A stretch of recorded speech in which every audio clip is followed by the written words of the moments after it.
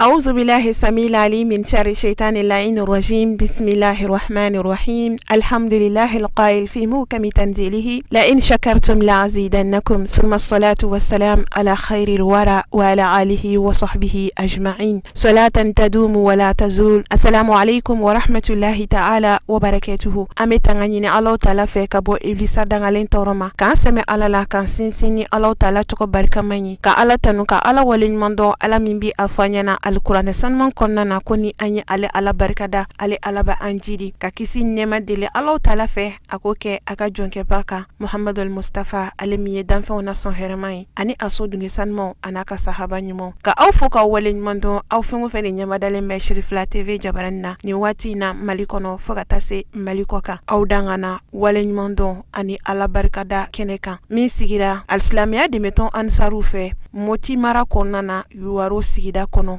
kasangani Sayyid Sherif Usman Madan Haidara ale ka bangele hukmuye ka bemme kaluma samba fla animuka ani woro ala sona a Sayyid Sherif Usman Madan Haidara ay sambiolo fla ani kelen soro o kama al-Islamia de meton ansaru yuwaro sigida konana komite uni sous section u bela jelin farala ɲɔgɔn kan ka u ka nisɔndiya n'u ka alabarikada yira ne ni cɛba in bangeli ye an ba Madame Haidara Halimatu Dagamesa ale ka bilasiraliw ani ale ka hakilinaw do Jamiyatu Ansardini Islami yuwaro u ye baara ninnu boloda fɛnɛ k'a kɛ bonyamasegi ye ka ɲɛsin an ba ma Haidara Halimatu Dagamesa ka sangani a bɛ bonya ni karama min ta ka ɲɛsin u ma ani ka ladoli ni tɔgɔtɔli min da u kan u ka séjour senfɛ Bamakɔ yan mawuluduw senfɛ ani u n'a ɲɔgɔnna événement ɲinɛ anniversaire baaraw a bolodaro u fɛ tan tile 3 bɔɲɔnko k'a daminɛ bɛsɛya walew ye n'o de ye ka don yuwaro sigida kɔnɔnaw la sugu fiyɛ fo ka taa se dɔgɔtɔrɔso k'a furan k'a jɛ wuluwulu kɔnɔnaw k'olu bɛɛ lajɛlen bɔ k'u ka nisɔndiya yira ne ni cɛba in bangeli ye an ka jɛ an ka sɔrɔlenw ɲɛmada. tɔgɔ ye Ayuba Sise ne ko an b'a fɔ alhamdulilayi an bɛ Ala fo k'a barikada Ala min ye bi yira an na n'i y'a ye an farala ɲɔgɔn kan fɛn wɛrɛ tɛ ɲari ani nisɔndiya don ka ɲɛsin an karamɔgɔ ka anniversaire ko ma ka festivitéw minnu daminɛna tile 3 kɔnɔ alhamdulilayi bi an b'a tile 2nan na bi an bɛ journée de salubrité an b'o o la wala an karamɔgɔ bangene ka anniversaire an b'o furanu de la o nisɔndiya an b'o de kɛnɛ waati na an filɛ yuwaro duguba kɔnɔ an bɛ ka dugu kɔnɔna bɛɛ fura a sugu kɔnɔ a bɛ fɔ yɔrɔ ma ko place de l'indépendance an cɔngolon de o yɔrɔ de la nin waati na kosɛbɛ an b'a fɔ an bɛ yɔrɔ min na nin ye yuwaru section de ye yuwaru section bɛɛ lajɛlen n'a bɛ fɔ o ma yuwaru cercle wala nin y'an ka section ye a n'an ka sous section 7 a bɛɛ ɲɛmɔgɔw bi yan comité 60 kɔ bɛɛ lajɛlen de bi yan u bɛɛ de farala ɲɔgɔn kan ni Ala sɔnna inshallahu ka na nin donba in k'a ɲɛnamaya mais an ti ɲina an ti filifana an nisɔndiyalen don kosɛbɛ ni an karamɔgɔ ka bangeni n'o ye alimul allama fahimul fahama samsu sumus badru zaman al-musu da'ila kitabi wa sunna sadu ziwaza Sayyid Sherif Usman Madan Haidara vraiment an nisɔndiyalen don an b'a fɔ bɛɛ lajɛlen an ye weleda bɛɛ nana inshallahu an bɛ o salubrité kɛnɛ de kan yani sɔnni se inshallah an bɛna dugu in k'a fura f'a ka kɛ nafiki nin ye inshallah k'a jɛ pasi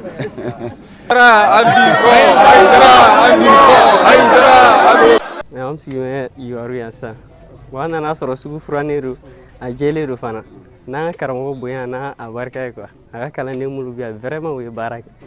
u ye baara caman yɛrɛ de kɛ sugu in kun ka bon wa a nɔgɔlen don fana u ye baara caman k'a la an bɛ Ala fo k'a barikada Ala ka siya ni kɛnɛma Ala k'o d'an karamɔgɔ ma Ala ka a denw Ala k'u barika ye Ala k'a ka tɔn taa ɲɛ ne ye jagokɛla karamɔgɔ kɔni n'an ko k'an b'a nafa fɔ a nafa tɛ se ka fɔ ka ban parce que fɛn caman bɛ yen a nana ka silamɛya yɛrɛ nɔgɔya an bolo jago fana fɛn caman bɛ yen an y'a faamu a ko kan quoi an bɛ Ala tanu o ko la an b'a fɔ a bɛ dugawu k'an ye an fana bɛ dugawu ɲini a fɛ quoi ani yuwaru bɛɛ Ala ka jamana in taa ɲɛ k'a basigi yɛrɛ de k'a basigi k'a kolo suma yɛrɛ de an bɛ Ala tanu o ko la inshallah. Ne tɔgɔ Makital n'an ko n'i ko nisɔndiyabatɔ ka tasuma faga n'a nunji ma faga a daji b'a fa an karamɔgɔ ka bangeni anniversaire o la ɲɛnamayali an fɛ yan nɔ yuwaru kɔnɔ a ka tɔn min bɛ yan n'o ye amsaru ye jɔnka Ala u y'u seko kɛ parce que san o san ni a ka bangeni ɲɛnamayaliw sera u bɛ ko caman de ta ka dugu in sɛgɛrɛ i ka dɔn k'a fɔ ko minnu bɛ kɛ sababu ye a dɔw o ye dɛmɛ ye ka ɲɛsin an ka dɔgɔtɔrɔso ma a dɔw o ye dɛmɛ ye ni o ye furani ye u filɛ nin ye min na sisan sugu kɔnɔnaw na ka fara nin bɛɛ lajɛlen kan farikolo ɲɛnajɛw fo ka taa se i ka dɔn u bɛ wajulu kɛnɛ minnu sigi ka maaw hakili jigin silamɛya yɛrɛ taabolo la bakuruba la an bɛ karamɔgɔ yɛrɛ de fo k'a tanu k'a waleɲuman dɔn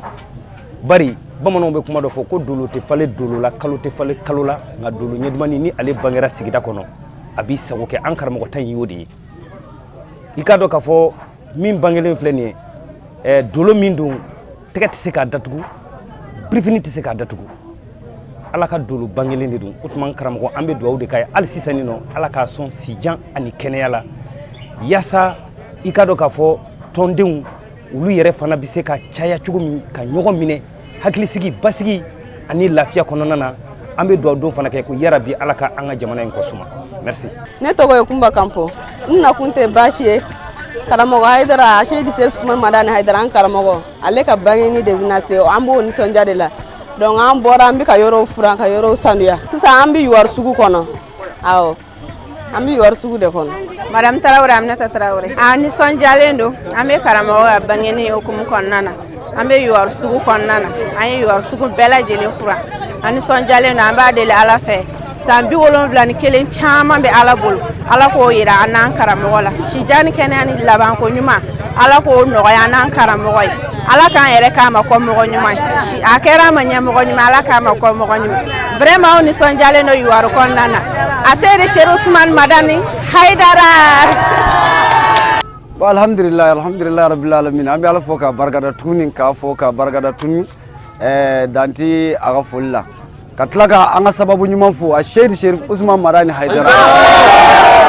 an b'a fɔ nin bɛɛ kɛra ale de kama parce que ni ale tun tɛ an tɛ jɔ sugu in kɔnɔ k'a fɔ an b'a fura mais programme na an tun y'a daminɛ cogo min na sagoma in na depuis sagoma joona an y'a daminɛ depuis place de l'indépendance la ka yɔrɔw fura ka wuluwulujiw bɔ k'a bɛɛ fura ka na don sugu yɛrɛ kɔnɔ nin waati in na an filɛ sugu de kɔnɔ wa an ye sugu fana kɔnɔna bɛɛ lajɛlen fura fo k'a jɛ pasi inshallah an nisɔndiyalen don wa nin bɛɛ kɛra fana ni Hayidara ka soldaw de ye aw ka cafin warabaw a ye kulo cafin an b'aw fo dan t'u la quoi vraiment dan t'u la parce que cafiya u y'a yira an na k'a fɔ ko Yuwaru a section a commission cafi a commission vigile u y'a yira ka u baarakɛlaw bɛ yen nɔ ayi cɛw ni musow yɛrɛ ka ca ni cɛw ye an b'a fɔ ten cɛw ni musow bɛɛ don i n'a fɔ karamɔgɔ ka laɲini ya musow y'a faamuya k'a faamuya wa cɛw bɛ yan musow bɛ yan wa dugu kɔnɔna mɔgɔw dɔrɔn tɛ dɛ cercle bɛɛ de don an ka sous-section 7 k'a daminɛ depuis Dugu sous-section Sa sous-section Coga sous-section Awre sous-section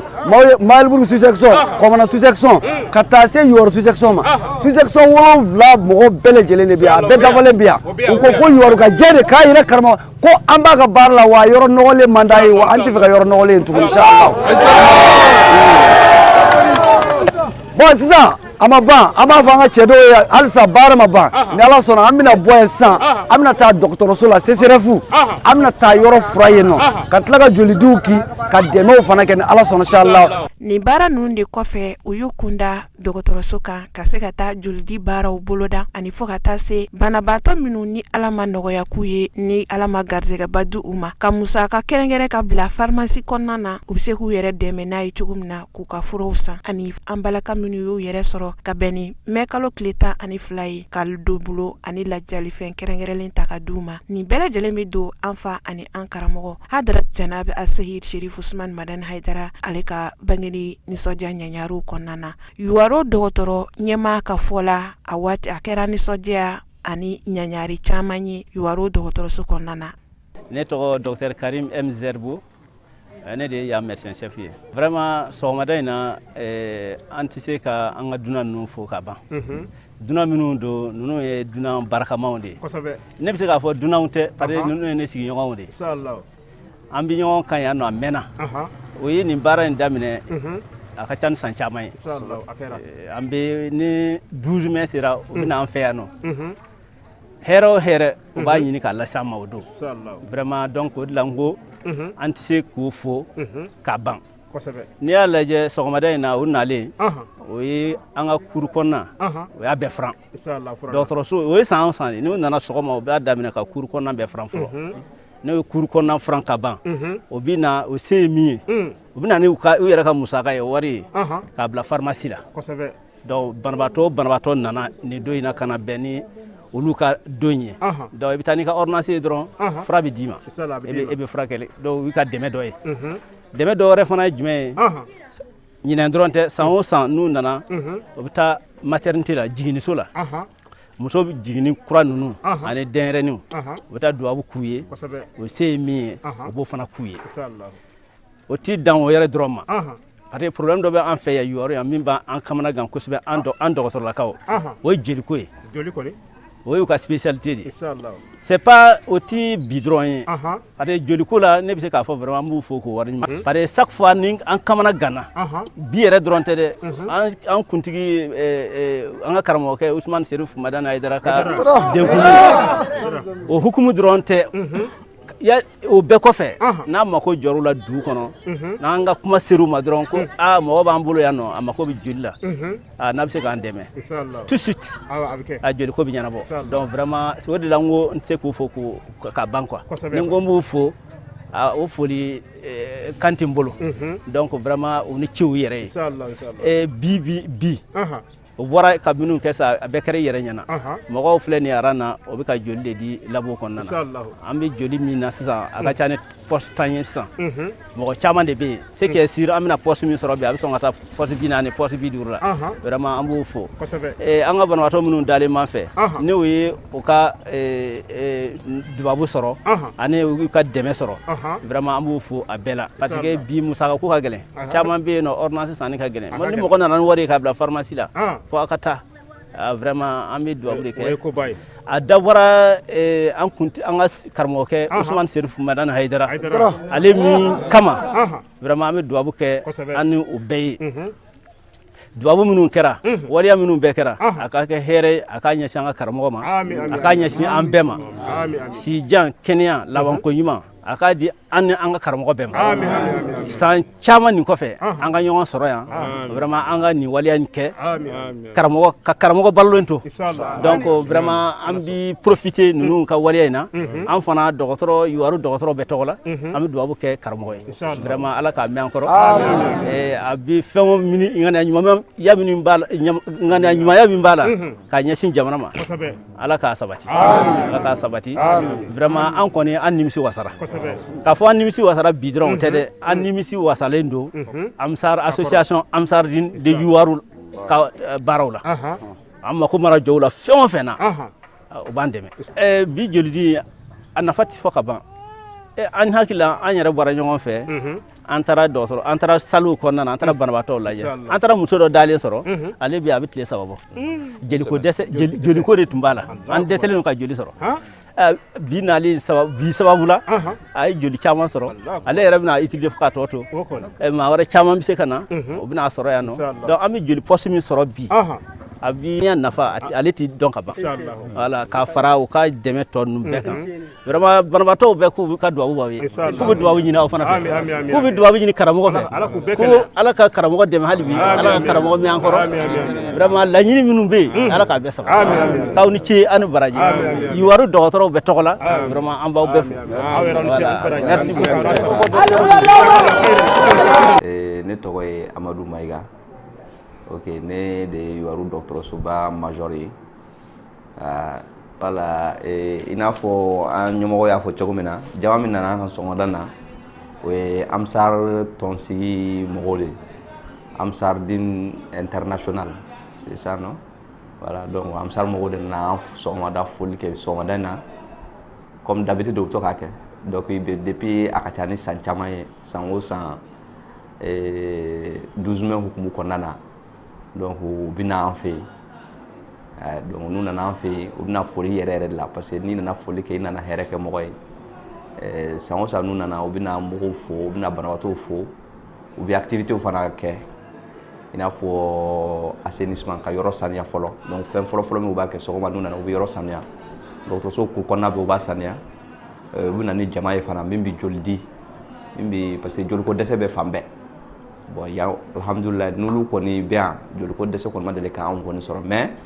alsa 12 mai hukumu kona nuna no bi joli fana ke activité caman be mu ba ke donc docteur so kona na fana fe on fe mi banabato min la dalendo ka damne maternité la muso bi jigi yoro mina fo kata hospitalisation la médecine fo kata pédiatrie la bi yala ka banabato be fo ka foli bla banabato la u se ko mi fana donc amba be ko enveloppe symbolique o go fana duma donc o mo wodana na o dina na fobi am sar dina na fobi do mi ma be bolo ka nyesi am sar ma ambi do ke am sar di nyamo ko bay folo amba damni ale Cheikh Cherif Ousmane Madane Haidara parce que jena tiga fembe sababu de ni ay vraiment am sar ko wora ni ay am sar yere créera ka seni hakena hakilna do de be do de fana be min bila la nye min bi se ka vraiment ko num mina kanye donc ambi do ke Haidara yi ale min anniversaire min ni 12 mai ala ka san chaman yirala ni kofe tom ba min yira am sardi fof mim am sardi mo ba don ko o de kala nyini am ba nyini ala fe Allah taala ka no yi do ko ni cena atiba am do ke suni kle ala ka seduma mi enfana o ban demena ya alsa parce que depuis anu le nyon don ama deli ka dese foi la mi nasro fe mi manyana bo hal joliko mi anya fo al ni 12 mai hukumu yere konate am sar de your association folo ye mi ni angoni majo angoni jora julila dron na yu ka nyemogo wele o bi mogo bla kana joli dama d'accord bi fo ko sobe d'habitude ulu am sar mogo yere ulu organiser len do ko sobe your am sar mogo organiser len do ko sobe parce que ulu yere listi belelo do dugo bolo min ulu ka mogo mi be am sar la e bita fen folo mi iba lage o e ka groupe sangay am sar bi fen folo mi ni fe ka laydo wora ko fe o be ka groupe sangay de ni fana ka sebe kabla donc ubina ni joli mi ubina joli dimun ke joli dinu an yere a konti boli ke yere parce que joli ko yere de be ya o te yori drone c'est-à-dire dans la région même joli min bi di yere ti boli ke mais ulu ka joldi ulu de association kelen pewye min bi se ka poche keme o bi se ka di mo ma o koni vraiment u siga tala et puis u ba di chogomina bon alhamdulillah abi clé chaman kamolo abi clé dama kamolo parce que groupe nun te kele mo do be ba soro groupe sangé a apprécier do be ba soro o plus do mo mi nga groupe o plus groupe wera te ka do alla ni o plus te mo mi nga groupe apprécier ou bien b plus o B plus bi se ka do ala A plus bi se ka do ala wa O plus bi se ka do ala donc groupe do de be même so ka do la do se ka do la bon ulu bi nana groupe be hal groupe mi yere ka gele pe mi yere so li man ni a tekele a groupe suga o be bala mais a be mo be ya groupe min bi di min bi na a be tigila mo bi soro yoria a bi soro docteur so kona wakati be voilà merci vraiment anche ani braji donc vraiment on ba fo ko sobe télé Cherif la a TV mo vraiment o ka timina jala ani o ka déplacement la ka bo vraiment fo bamako kana ni wakati na ya yoria amba donc pour le guide la rien ne trop fait on mi ya ke guide alhamdulillah o kanga ke vraiment ala ka siga o nuance ka wala ka barato benno na la belejele vraiment merci beaucoup Hamadou Sigara Kabo du wala e annana joli dila parce que ambe 12 mai hukum konna de la wala le 11 bi wala annana baraw damne 12 mai la ben baraw annana ulude damne wala ka ben 12 mai ramano e sineni ala sona wala annana nga docteur so bakon nana kana joli diw kon ke wala yen sini ci amna temene atoy parce que joli di anya e ka fo na fa bade bala anga docteur ko mananye o ka anga nyamago yere ko mananye o ka ka fo de joldi abi dore farahada ma de ka kenaya ka wa fana bi ke ka inyongana adama de don fana de defa dona na tawla donc wala anana o joldi de la ni ala sonama mais abe sababu nyima bora an karmo de la Seydi Cherif Ousmane Madane Haidara wala amba de ala fe san chaman be ala bulu ya rabbi ala ko na waya ay ala ko na waya na ka demba bela jelini halibi an ye an ka kɔrɔfɔ galamani tɛngu alisilamɛya dɛmɛtɔn ansaru yuwaru o bɛ bɔ k'u ka nisɔndiya an'u ka sewa yira an na ka sanga ni Sayid Sherif Usman Madani Haidara ale ka san 71 sɔrɔli ye. Tata Tarawele nisɔndiyalen don fo k'a dama tɛmɛ n'i ko nisɔndiyabaatɔ ma k'a ka tasuma fiyɛ n'a a nunji m'a faga a daji b'a faga an nisɔndiyalen don fo dan t'a la puisque karamɔgɔkɛ min ye an bila nin sira in kan dan tɛ karamɔgɔkɛ in na an ye cafiw de ye an de ye baarakɛlaw ye an de ye arijɛnɛ baarakɛlaw ye puisque an de bɛ yɔrɔ fura an de ye jitalaw ye an de ye tebililaw ye an de bɛ baara Mariamu Tangara an karamɔgɔ ka bangeni nisɔndiya de b'an na o de nana n'an ye an b'a bɛɛ kɛ walahi an nana nin nisɔndiya de la an b'a fo bangoni na an b'a n'an baw fo an b'an balimaw bɛɛ fo an b'an ka ɲɛmaaw bɛɛ fo u ni ce ni baraji i yɛrɛ ni ce e de kameralti Aminata Tanapo kosɛbɛ parce que Haidara kɛra an ma jigin ɲuman ye an b'a fɔ a ka jigin ɲumanya la an b'an ka tantiw bɛɛ lajɛlen fo wa karamɔgɔ ye min kɛ ansaru ye an tɛ se ka ɲinɛ a kɔ n'an ma le 12 mai kɛ jɔn de b'a kɛ parce que an b'a kɛ jɔn ye Alakira bɔnna sallallahu alaihi wasallam a Sayid Sherif Usman Madani Haidara n'a ko min an salen b'a kɔ fo ka se an ni fato ma karamɔgɔ an tɛ se ka ɲinɛ karamɔgɔ kɔ Basita den ani Ba Madani den an tɛ se ka ɲinɛ a kɔ hali n'i y'a ta k'a lajɛ i b'a dɔn karamɔgɔ bɔra Alakira de la parce que Alakira a ye denkɛ kelen de ye karamɔgɔ fana ye denkɛ kelen de ye wa Alakira ye Ala ka diinɛ darapo kɔrɔta wa karamɔgɔ yɛrɛ ye Alakira ka diinɛ darapo kɔrɔta o cogo in de la wa an tɛ se ka ɲinɛ karamɔgɔ kɔ a y'a bolo kɔrɔta a ka kule ni karamɔgɔ bangeli ye. Bokari Kampo bɛ bɔ wala de comité la nana Yuwaru section na nana karamɔgɔ bangeni nisɔndiya de la karamɔgɔ Haidara a Sayid Sherif Usman Madani Haidara an nana o de ɲɛnajɛ la bi an nisɔndiyalen don alhamdulillah an b'a la tanu parce que ale de kɛra sababu ye ka an koro k'an fara ɲɔgɔn kan k'an kɛ muso kelendenw ye wala an bɛ Ala tanu an b'a Ala fo ka Ala barikada ka foli segin ale yɛrɛ ma o de nisɔndiya an se yan bi alhamdulillah an b'a la tanu. Mama Samada ka bɔ Yuwaru alhamdulillah an bɛ an karamɔgɔ ka san 71 ɲɛnajɛ la yan Yuwaru section kɔnɔ an bɛ Ala fo ka barikada anw ye vigile ye komi an bɛɛ jɔlen don nin waati in na an y'an ka teniw bɔ an nana an ye nisɔndiyaw kɛ ka na bɛn ni nin waati in ye sisan alhamdulillah an nisɔndiyalen don karamɔgɔ min kɛra sababu ye k'an bɛɛ koro k'an kɛ muso kelendenw ye karamɔgɔ min nana tiɲɛ dɛmɛ ka galon tan k'a yɛrɛkɛ k'a filen koloci k'a da kolonci k'a tan ka yɛrɛkɛ anw fɛn fɛn filɛ yan an bɛ o karamɔgɔ in de kama bi anw bɛɛ lajɛlen filɛ an ye funankɛninw de fɛn bɛɛ se bɛ an ye karamɔgɔ in ka kumakan de kama an jɛra o fɛn ninnu bɛɛ kɔ k'a ka kumakan in waleya an bɛ dugawu kɛ karamɔgɔ in ye Ala k'a mɛn an kɔrɔ Ala k'an fana mɛn a bolo anw y'a kɔlɔsibagaw de an b'a ka dugawu ɲini su ani tile ne ye section vigile ɲɛmɔgɔ ye Yusuf Konta ka bɔ Yuwaru sous-section la tanu ka Ala barikada Ala min y'an bila nin karamɔgɔkɛ ka bangeni kɛnɛ kan n balimakɛ ni ko mina kuma dan t'a la wala dɔrɔn an bɛ kuma surunya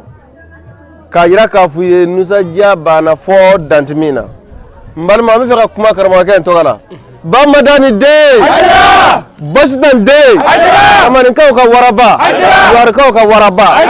cɛ min y'i to bangɔni ka anw nisɔndiya yan cɛ min y'i to bangɔni ka anw bɛɛ yan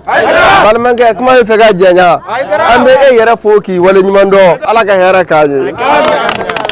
Siya Kampo wala nisɔndiya kɔni dan foyi t'a la koyi. I ye dɔn kɛ yan? Awɔ an ye dɔn caman kɛ ta kɔni foli dɔrɔn de don ani duwawu an b'an karamɔgɔ fo n'o de ye Sayid Sherif Usman Madani Haidara a n'a ka denbaya bɛɛ nisɔndiya bi nisɔndiya in kɔni walahi dan foyi t'a la karamɔgɔ ka bangeni an b'a ɲini Ala fɛ san 71 caman bi Ala bolo Ala k'o nɔgɔya ye a n'a ka denbaya bɛɛ an tɔnden kelen kelenna bɛɛ maa o maa ye sen bɔ i kɔnɔkɔrɔ ka na karamɔgɔ ka bangeni na an b'a ɲini Ala fɛ nana Ala k'a bɛɛ nɔgɔya Ala ka bɛɛ ɲuman segin hɛrɛ la Ala ka ɲɔgɔn caman yira an na vigile jama ninnu ani cafin jama ninnu an tɔnden kelen kelenna bɛɛ e yɛrɛ Ala k'i ɲuman segin ka t'i ka denbaya sɔrɔ hɛrɛ la aw ni cɛw ni baraji. Ni waati in de la alikuranɛ sanuman kalani kɛnɛ sigira alisilamɛya dɛmɛtɔn ansaru fɛ yuwaru ana lamini bɛɛ lajɛlen ka duwawu kɛrɛnkɛrɛn ka ɲɛsin an fa ani an karamɔgɔ ma hadaratu janabi asayid sherif usman madan haidara ana zuriya bɛɛ lajɛlen kisi ani tanga ala bɛ se k'o di u ma wa duwawu kɛrɛnkɛrɛn la u fɛ kɛnɛ in kɔnɔna na ka ɲɛsin banbaliba basigili ni a kolo sumali hɛrɛ jidili mali ye ani maliyɛnden kelen-kelenna bɛɛ lajɛlen i n'a fɔ an fa ani an karamɔgɔ a y'a laɲini cogo min na k'a fɔ alisilamɛya dɛmɛtɔn ansaru diɲɛ fantan ani naani bɛɛ lajɛlen k'u ka ɲinɛ anniversaire bila duwawu ani sarakati bɔ minɛn kɔnɔ ka ɲɛsin ba maliba ma ani a denw bɛɛ lajɛlen o baara in ala waleyara yuwaru alisilamɛya dɛmɛtɔn ansaru fɛ an ka jɛ ka ɲɛmadali kɛ fɛn min sɔrɔla alikuranɛ sanuman kalanni kɛnɛ ninnu kɔnɔna na. من الشيطان الرجيم بسم الله الرحمن الرحيم صدق الله مولانا العظيم وبلغ رسوله الكريم ونحن على ما قال ربنا وخالقنا ورازقنا ومولانا من الشاهدين اللهم ربنا تقبل منا ختم القرآن وتجاوز عنا ما كان في تلاوته من السهو والنسيان أو تعريف كلمة عن موضعها أو تغيير حرف أو تقديم أو تأخير أو زيادة أو نقصان أو تعويل على غير ما أنزلته أو ريب أو شك أو تعجيل عند تلاوته أو كسل أو سرعة أو زيغ اللسان أو وقوف بغير وقف أو إدغام بغير مدغم أو إظهار بغير بيان وإلى أرواح أصحابه رضي الله عنهم أجمعين وإلى أرواح جميع الأنبياء والأولياء والمرسلين وإلى أرواح آبائنا وأمهاتنا وإخواننا وأصدقائنا وأساتذتنا ومشايخنا خاصة وإلى أرواح جميع المؤمنين والمؤمنات والمسلمين والمسلمات الأحياء منهم والأموات أجمعين عامة وإلى جميع أصحاب الخيرات من المؤمنين والمؤمنات اللهم انصر من نصر الدين اللهم انصر من نصر الدين واخذل من خذل المسلمين اللهم انصر من نصر الدين واخذل من خذل المسلمين آمين يا رب العالمين برحمتك يا أرحم الراحمين سبحان ربك رب العزة عما يصفون وسلام على المرسلين والحمد لله رب العالمين. الفاتحة. بسم الله الرحمن الرحيم الحمد لله رب العالمين الرحمن الرحيم ملك يوم الدين إياك نعبد وإياك نستعين اهدنا الصراط المستقيم صراط الذين أنعمت عليهم غير المغضوب عليهم ولا الضالين آمين يا رب العالمين. Nitokla Amadou Thiaw, c'est 3e adjoint maire de Yuwaru. Bon, monsieur Jamina amsar nay mo weli anga na parce que be yanno bende kama ina fo anga karmo babi shugumina. E ko c'est islamique président ba Mali be ka nyima bay Haydaradi. Donc vraiment ale ka tondo munu bu yamfana bende ba du do nyonche. U barake dugula ka bare fana donendu. Yoro bi fula oui ni di mo parce que tout vous joli taka di mo ba dongo do ni mo joro ba ke donc vraiment bi ani hadra ka anniversaire 71 ans je crois vraiment faut être en bolo ka faut ala ka si chama ka fa anga Cheikh Bala si chama ala ka fa donc odi se de bolo ka fo bi ne to Ibrahim Sori Thiaw yani ngani so ja folima mba yara ka fa ko mbe ya duguti ka ya maria kono no yor homolore dugutigi nyaaka cide kana beni ni kene sanman bay wala akoko kana ka niso jana ka bonya yira kene sababu yi ani anga karamo yere aka sababu ya nyuma ya mi sera aka dugu kono ya alibe foli keren ka nyesi ka karamo ma bari ko ni ko joni kono ndi ba fa ko sababu nyuma ni ay ni fion fe mi fle ni ya ni be far la nyonga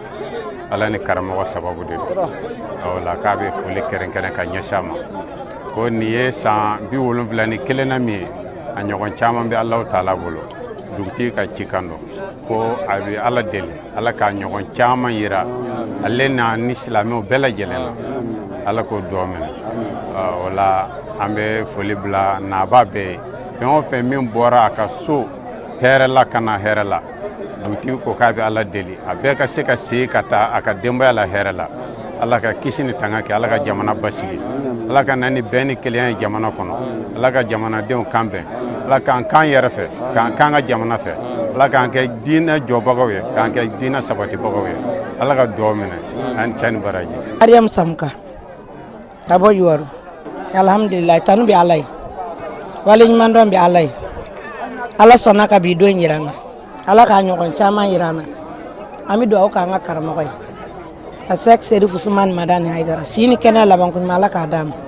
a ka denbaya ta fan Ala k'a nɔgɔya ye Ala k'a kɔlɔsi k'a juguw dɛsɛ san 71 caman bɛ Ala bolo Ala k'a d'an karamɔgɔ ma maa o maa nana yan bi Ala ka bɛɛ segin hɛrɛ la Ala ka san wɛrɛ yira an na Ala ka jamana basigi Ala ka hɛrɛ kɛ diɲɛ ye ka hɛrɛ kɛ silamɛ ɲuman bɛɛ ye Ablaye Maji Thiaw alhamdulillah an b'Ala fo k'a barikada ka tila k'Ala fo k'a wale ɲuman dɔn Ala min sɔnna an jɔra nin kɛnɛ in kan bi wulada in na ka tila k'an karamɔgɔ fo n'o da Seydi Sise Madani Haidara ye ka duwawu caya karamɔgɔ ye si kɛnɛya lafiya o bɛ Ala bolo ya Rabbi Ala k'o nɔgɔya ye a denbaya ta fanga ya Rabbi Ala k'a nɔgɔya ye karamɔgɔ a jugu na jugu ya Rabbi Ala k'u dɛsɛ Ala ka kɛɲɛ ka Ala ye bonya kosɔn k'a kɛ kira n'a somɔgɔw harama kosɔn salli ala rasul karim o la bi an nisɔndiyalen don kosɛbɛ karamɔgɔ Seydi Sise Madani Haidara 12 mai an bi o ɲɛnajɛ la bi wulada in na a ye san 71 sɔrɔ an bi o nisɔndiya la a Seydi Sise Madani Haidara sara t'an bolo foyi t'an bolo an bɛ se ka min di karamɔgɔ ma min y'a sara ye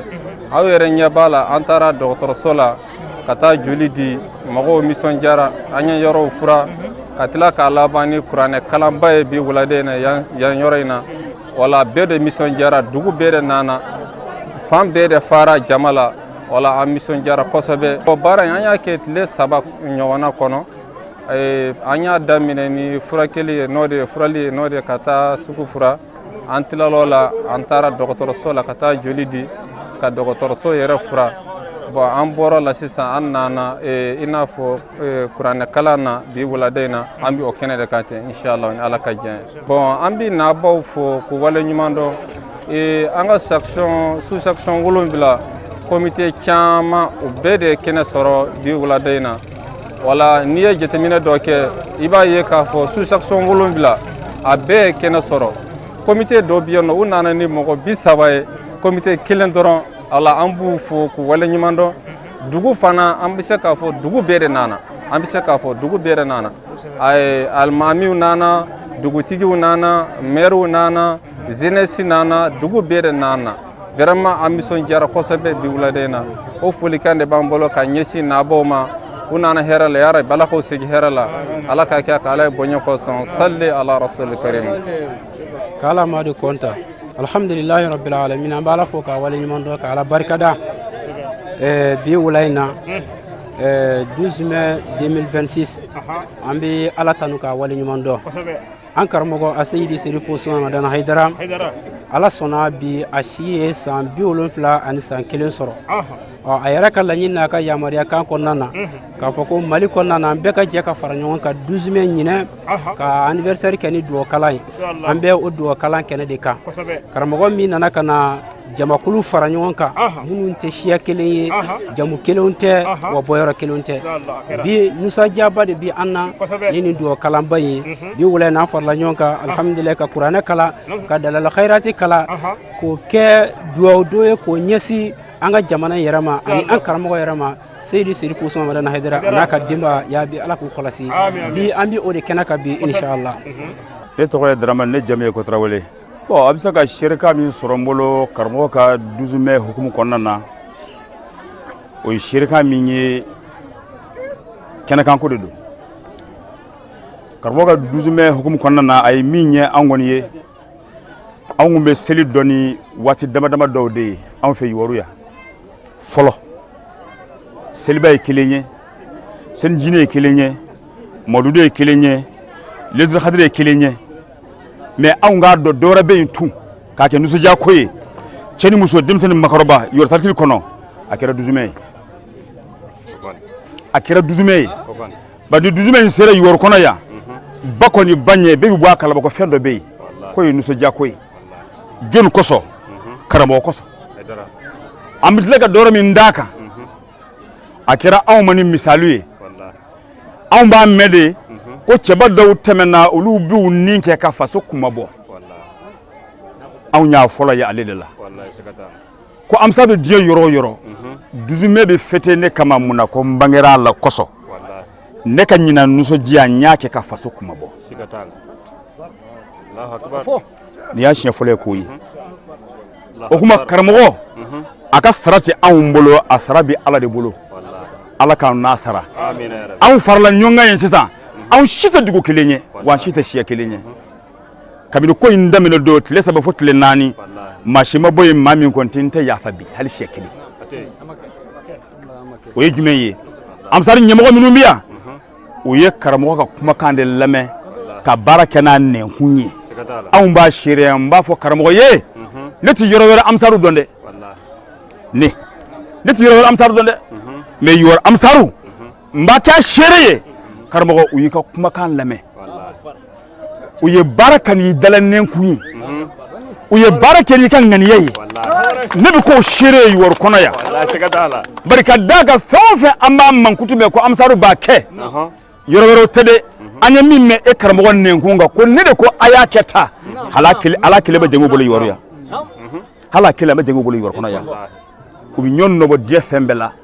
u sen tɛ fɛn kelen dɔrɔn de la o ye jumɛn ye min ni Ala ta tɛ bɛn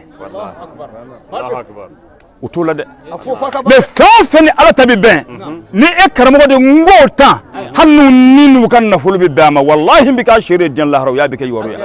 an bɛ dugawu k'i ye mais anw fana b'a ɲini e fɛ yɔrɔ population bɛ i fana ka jija i ka dugawu kɛ i ka Amsar ɲɛmɔgɔ ye yɔrɔ kɔnɔ yan parce que cɛbaw don cɛbaw don dɛ hali ni min ko n tɛ karamɔgɔ fɛ a ka nafa b'i ka so i se foyi t'o la wallahi se foyi t'a la n t'a fɛ o ye tiɲɛ ye mais a ka kumakan in n'a ka baarakɛlaw n'a ka ko in ma nafa ɲɛ n ye wallahi nkalon man kɔrɔ a ye nkalon man kɔrɔ a ye bari anw filɛ ne b'a la ɲɔgɔn wɛrɛ b'a la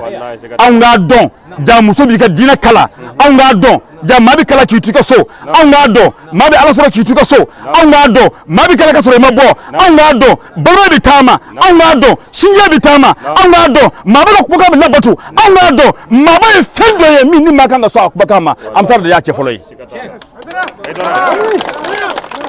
o y'a cɛ fɔlɔ ye dɛ don min bɛna bi tɛ anw sigilen bɛ k'o de kɔnɔ sinon karamɔgɔ bi kɔni an ɲɛna anw ma baasiw la bi dɛ yarabi Ala ka jɛkulu in t'an ɲɛ Ala ka jɛkulu in t'an ɲɛ Amsaru cɛbaw a b'aw jija a y'aw cɛsiri yarabi karamɔgɔ ka dugawu ninnu yarabi Ala k'a jaabi aw fana bɛ ka dugawu min kɛ karamɔgɔ ye yarabi Ala k'a jaabi a'udhu billahi minash shaitanir rajim bismillahir rahmanir rahim allahumma salli ala sayyidina muhammad wa ala ali muhammad sallim wala an nisɔndiyalen don comme an bɛ clôture la nin waati na section de Yuwaru on b'a fɔ section de dans la coordination régionale de Mopti voilà on bɛ Ala fo ka barikada on bɛ compte tenu des festivités de notre guide à Chérif Ousmane Madani Haidara on a passé an sera an tile naani kɛ an b'a baara la wala i b'a ye n'i ye Yuwaru section ta a bɛ sɔrɔ coordination min na a fɔ ma ko Mopti coordination o coordination kelen na n'i nana Yuwaru yan an ka section o composé len don ni 7 sous section de ye o 7 sous section bɛɛ Sa sous section Dugu sous section Mayelburg sous section Aure sous section Choka sous section Yuwaru sous section Komana sous section tonde ba kelen ani kɔ wala olu de bɛ ni section kɔnɔ wa o section kɔnɔ u bɛɛ lajɛlen de farala ɲɔgɔn kan comité 60 ani kɔ u bɛɛ de faralen ɲɔgɔn kan ka nin fɛn ɲɛnama n'o ye an ka 12 mai ye wala an b'a fɔ cogo min na bi an bɛ à la 71e anniversaire de notre guide n'o ye tako 71 ani kelenna ye wala an bɛ Ala deli a ɲɔgɔnna caman bɛ Ala bolo yarabi Ala k'a fara si kan parce que Amsar ni ko Amsar i ko keleya de wa keleya sabatira an ka jamana kɔnɔ an ka dugu kɔnɔ yan ni amsaru ye n'i ko amsaruya o ye jogo ɲumanya de wa jogo ɲumanya sabatira an ka sigidaw kɔnɔ o bɛɛ kɛra ni cɛ min sababu ye o de ye an ɲɛ jɔyɔrɔ a Seyid Sherif Usman Madani Haidara wala an bɛ fɛ ka min fɔ dɔrɔn an b'a fɔ a ye k'an bɛ layidu an b'an ka layidu kurakuraya ni coordination régional ɲɛmɔgɔw ye ani national ɲɛmɔgɔw ye fo ka taa se international ɲɛmɔgɔw ma k'a fɔ an ye layidu min ta an ni n'an ka nafolo ka an karamɔgɔ dɛmɛ ka diinɛ sa seyɔrɔ la an b'o kɛ fo ka taa saya sa ma o tɛ bɔrɔtɔ Yuwaru kɔnɔ yan tile 3 baara in kɔnɔ depuis samedi an bɛ baara la i b'a ye an ye jolidiw daminɛ an tilara o kɔfɛ an ye furaninw kɛ o kɔfɛ an ye c'est-à-dire n'i ye nin bɛɛ lajɛ nin bɛɛ ye ka an ka statut règlement yɛrɛ k'olu de matarafa parce que i b'a ye an ka statut règlement an ka laɲiniw yɛrɛ kɔnɔ o de ye jumɛn an ka ɲɛsin dɛmɛw ma ka ɲɛsin fantanw miskinɛw dɛsɛbagatɔw a bɛɛ lajɛlen ma o bɛ an karamɔgɔ de ka ladilikanw ye wa Ala sɔnna fana an y'o bɛɛ sabati an ka section kɔnɔ wala poste min dira ka mɔgɔw nisɔndiya a dan t'a la mais jolidi wagati fɛn dɔ ye ne remarqué vraiment o bɛ to n kɔnɔ an y'a dɔn k'a fɔ karamɔgɔ enseignement a ye nafa ɲɛ parce que an taara joli di dɔw ma a y'a sɔrɔ semaine 2 a bɛ ka joli ɲini a m'a sɔrɔ mais an taara joli di a ma da o ma an tilara ka fɛn dɔ kɛ enveloppe la k'a d'a ma nin kun ye an ye wale ɲuman dɔn ani Ala barikada kɛnɛ ka sanga ni Seyid Sherif Usman Madani Haidara a ka san 71 sɔrɔli hukumu ye min kɛnɛ sigira a silamɛya dɛmɛtɔ ansaru fɛ Yuwaru mara kɔnɔna na Moti sigida kɔnɔ an ba Madame Haidara Halimatu Dagamesa ale ka hakilinaw don ani a ka bilasiralikanw wa Yuwaru Jamiyatu Ansar Dinil Islami tɔndenw wale ɲuman dɔn don u fɛ ka ɲɛsin an ba fɛnɛ ma Haidara Halimatu Dagamesa ka sanga ni a ka wulikajɔ ani a bɛ bonya ani karama min ta ka ɲɛsin u ma ani a b'u ladonni min kɛ u ka séjour fɛ mawludu kɔnɔnaw la ani u n'a ɲɔgɔnna événement an bɛ dugawu dun ta ka ɲɛsin an ba fɛnɛ ma ani an ba tɔw bɛɛ lajɛlen sirifila denbaya kɔnɔna la ni ka dugawu kɛrɛnkɛrɛn ka ɲɛsin an fa ani an karamɔgɔ ma ani an ka sababu ɲuman Sahibu Jalala a Seyid Sherif Usman Madani Haidara an bɛ Ala deli sija ani kɛnɛya ani labanko ɲuman Ala k'o di an fa ma Ala k'a ɲɛ mɛn a la an bɛ a kalifa Ala la a n'a zuriyaw bɛɛ lajɛlen Ala min ka kalifa ci tiɲɛ k'a fɔ ya Rabbi Ala k'an ɲɛ mɛn u la Ala k'u mɛn jigiya ye alisilamɛya ye inshallah Oye, ñagari, oye, Usmani Haidara,